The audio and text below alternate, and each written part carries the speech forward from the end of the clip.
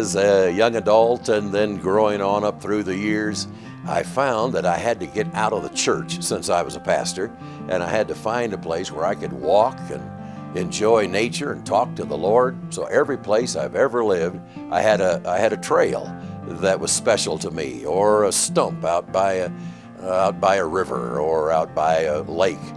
Well, moving to Colorado, I found the mountains were kind of nice. Well, it happened to be 20 years ago, right now, that I was pastor at Denver First Church, and I could tell I needed a place to get away and to get my body, mind, and soul back together again, which was not far, far away. Brother, we got up to St. Mary's Glacier and found the cabin. Oh my, it's air conditioned. It's got plenty of space. It's our retirement home, and we've taken pictures of this place, and we have sent it to everybody and said, come join us in our Colorado retirement home. You'll love this. Well, the cabin has become a very special place to all in the Diehl clan. I'm just going to let this become a legacy to our children and to our grandchildren. I hope the cabin will be part of their lives for another 50 or 60 years.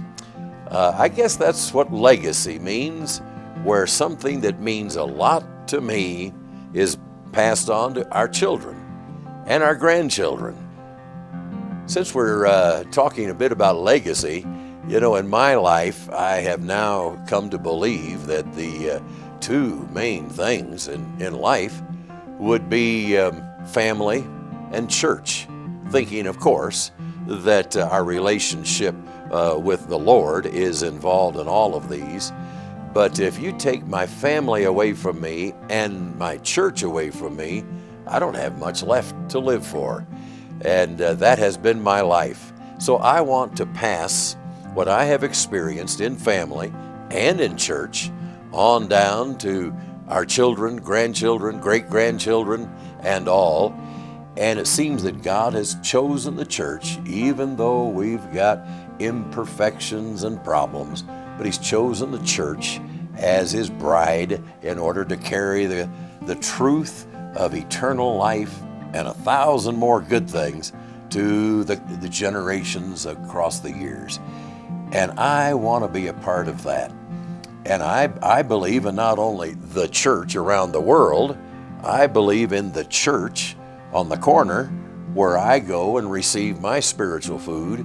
I think that that's where I ought to be giving my money, my tithes and offerings then can go around the world.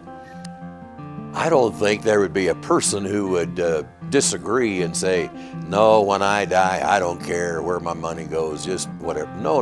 We all want to direct that to be good stewards for our family, for our grandchildren, for those that will be coming to Denver First Church or whichever church it might be, wherever we are. But how do we do that? Well, this whole legacy ministry can kind of be divided into two sides. One is to go to a workshop where they talk about it and give us some knowledge and insight on how does all of this work anyway.